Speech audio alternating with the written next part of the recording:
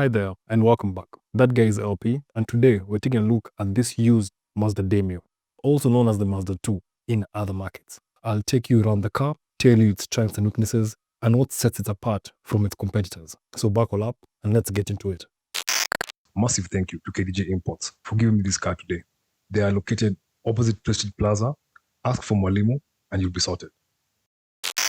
The Demio goes head to head with cars like the Honda Fit, Toyota Vitz or the Yaris, Suzuki Swift, and the VW Polo. Off the back, I think the Demio looks like a cub, yes, a baby lion, and an animated one to be specific. Mazda used Kodo, which is the design philosophy, to make it stand out, and standing out, it does. Globally, the Demio comes in several trim levels, depending on the market. In Japan, you will find trims like 13C, 13S, XD, and XD Touring, with the XD line offering diesel options. Here's a summary of the key global trims. Common features across trims are keyless entry and push start to start the car, climate control, auto headlights and wipers, reverse camera on higher trims, and an optional lane departure warning and blind spot monitoring. Starting from the back of this Demio, I like this small Demio. It's just so nice and cute and small. A nice alternative to the other Japanese cars, something with a nice interior. Yeah, the Demio has it. So getting here at the back, there's nothing much happening. You get your Demio badging, your SkyActiv D, just saying that it's a diesel, and your parking sensors here at the back. Getting in, you get your push button here, you pop that, and your boot opens pretty high, which I like, especially being a small car. You get a pretty deep boot. The scar plating is here, but it goes all the way to near where my elbow is. That's how deep the boot goes down. And your parcel shelf, you can remove it and put it at home, but there's no designated area for it, even under your fourth floor. So either you remove it and keep it at home, or leave it where it is. I was expecting this car to have a smaller boot space than this, but being that it's sunk down all the way, you get a really nice area to put suitcases and stuff here at the back. Under your fourth floor, you get your two service kits, but it's been removed in this car because this car is for sale and it's been kept for safekeeping. It doesn't have a spare tire, which I wish it did, even though it's a small car for just city driving and stuff. But the diesel bit just tells you it's meant to do miles. The seats split 40-60, so you can drop them from here from the back. If this passenger wasn't covering stuff, which you can just do that, you can drop them from the back, but I'll do that from the front side so you guys can see it better. Wait until you see the interior of this car. It's nice. That's the boot area. Let's get into the back and see what you have there. I like this clean look. Very nice. Get to the back. The car being so small and so low down, you can just see how much I'm bending just to see all this. But just look at that interior. This now is Mazda. Mazda's specialty is just going above and beyond, giving you more than what your money is paying for. And I love that. Just this interior. It's beautiful. It's beautiful. I like the door cards. It's plastic, yes, all the way to the bottom, but you have this nice suede lining here, this nice tan color. And the seats. You get this diamond kind of rectangular stitching on the seats. It's beautiful. It's beautiful. I would buy this car just because of the interior and the exterior color, because they kind of match. I haven't seen an interior like this in any of these Demios so far, but they're there. I know that if you look, we can find really nice, tasteful interiors in Mazda generally. You can get really nice, tasteful interiors. Getting in and getting comfortable, the seats are so cushioned. You sit down and you just feel like your bum is accepted. Even though the car is small, getting comfortable and tools are a bit up. I have my headrest there. I have just enough space for my head. For my knees, while it's a hot day. It's a really hot day, but I'm doing this for you guys. I'm about 6 foot tall, and you can see how I fit in this car. It's a small car, no doubt, but fitting 2 guys on the back seats will be a breeze. Fitting 3 guys is when now you'll have a bit of a struggle trying to squeeze people here. Does it pass the puke test?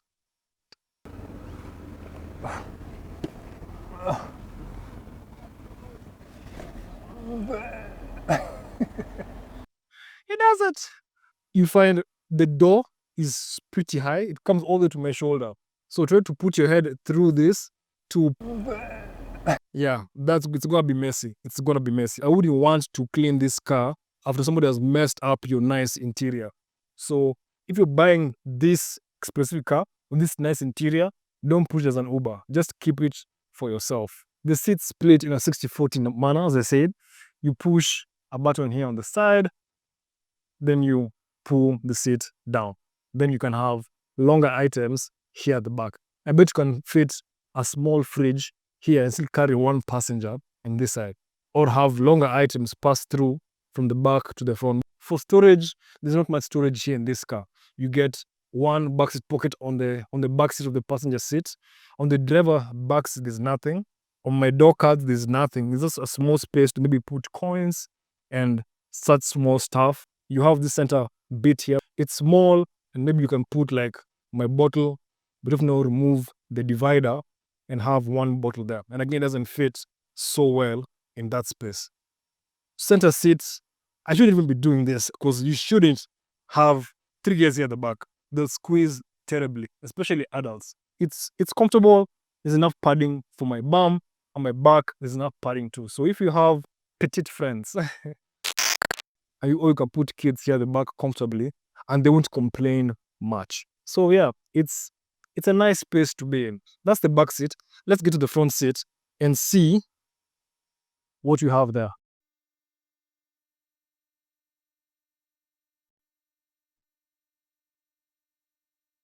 Surprisingly, entry is quite easy in this car. The steering wheel wasn't touching my tires as I was trying to get in. The seats are manual adjustable, which again, I don't mind because it means it will last a very long time and it will work each and every time. You can lower it, you can raise it up, bring it forward, take it back. The steering wheel is the same way. You can take it down, you can take it down, you can take it up, bring it towards you, and take it all the way back. Pretty adjustable. So if you're anything between maybe 6'1" and below, you can fit in this car pretty well. I'm really surprised with this car. It has surprised me immensely getting in and having a feel of this whole thing. And the interior trim and the colors just make it that much better. You just feel as if you're in a more expensive car than you're actually in. And that's why I like Mazdas. They go above and beyond to just give you more and make you feel special. The layout is typical Mazda. You have your screen here at the center. You come down, you have heated seats in 3 levels on both front passenger seats. Under you have your HVAC controls. Under that you have a DVD CD player, 2 USB ports, an SD card slot, and a 12-volt 120-watt socket. Coming down you have Mazda gear shift and your Mazda infotainment system control here at the back. I like how they've given you this small padding where you can put your hand and use the dial, so you just don't have to float there. Because the car doesn't have an armrest, but you can put your hand there. They thought about the small things. And I like when car companies do those small things.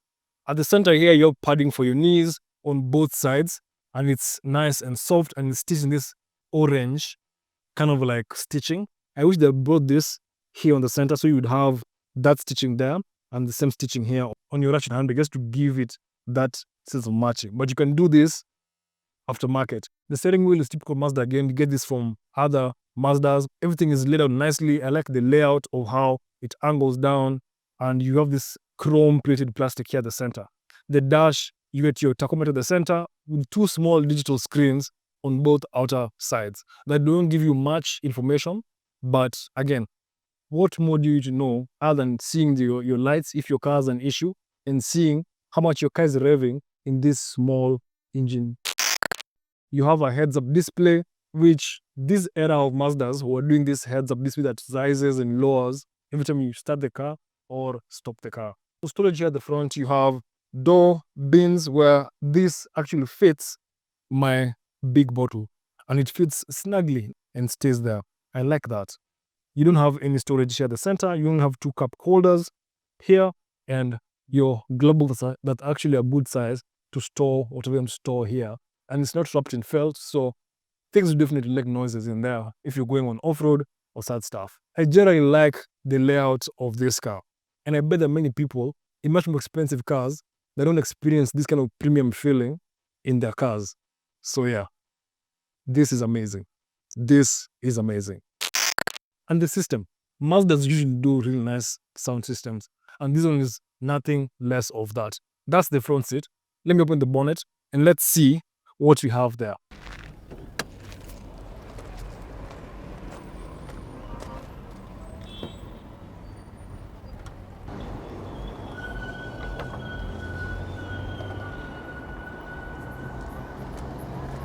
For engines, you get a diesel and 2 petrol engines, a 1.3 litre and a 1.5 litre Skyactiv G petrol engine, and a 1.5 litre Skyactiv D diesel engine. Both are tuned for more efficiency than speed, but they deliver smooth, zippy city driving and a respectable highway performance. You can get it in a 6-speed automatic or a 5-speed manual in some models. One of the Demio's biggest strengths is fuel efficiency. This car was built to sip, not to gulp. Depending on the engine and your driving habits, you can expect a fuel consumption estimate in the 1.3 litre petrol at 17 to 20 kilometers per litre, in the 1.5 litre petrol at about 16 to 18 kilometers per litre, and in the 1.5 litre diesel around 22 to 24 kilometers per litre, and the tank size is 44 litres. Safety-wise, the Demio scored a solid 4 stars in the Euro NCAP test. It includes a good number of safety features, especially in higher trims. Now, let's talk reliability, and this is where the Mazda Demio gets some mixed reviews depending on the engine that you pick. The petrol engines are the most reliable options. They're simple, naturally aspirated engines. Parts are fairly available and they don't demand constant attention. If you're buying one for long-term daily use, this is your safest bet. With the diesel engines, it's a bit dicey. And what do I mean by that? Diesel needs distance. Diesel needs to be worked. They struggle with short distance driving, stop and go kind of traffic. And that's just about it. If you don't get it, forget about it. Some of the common issues that arise from that is carbon buildup, turbo issues, and injector failures, especially when it hasn't been regularly driven for long distance or maintained strictly. Someone asked about the rear axle on disc braking. This was a known issue on the previous generation car. On this generation Demio, the rear axle has been reinforced, but this can still occur. What causes this is overloading the vehicle or driving over potholes and rough roads at speed. So have it checked regularly just in case. If you've come this far in the video, just tickle that subscribe button. It's totally free and it helps me make more videos like this for you guys. So tickle the subscribe button and let's get back to the video. All this said, this Mazda Demio proves that compact hatchbacks can be stylish, reliable, and fun. Whether you need a stylish small hatchback or a budget-friendly, reliable daily commuter, this Mazda delivers. And I would like to know, for you, will you take the Demio over the Toyota Vitz or the Honda Fit? Let me know in the comments. And if you're in the market and haven't watched my reviews of those cars, I would highly recommend you check them out. Thanks for watching, and I'll catch you there. And it pops, especially this really hot day today. The sparkles just sparkle. You get?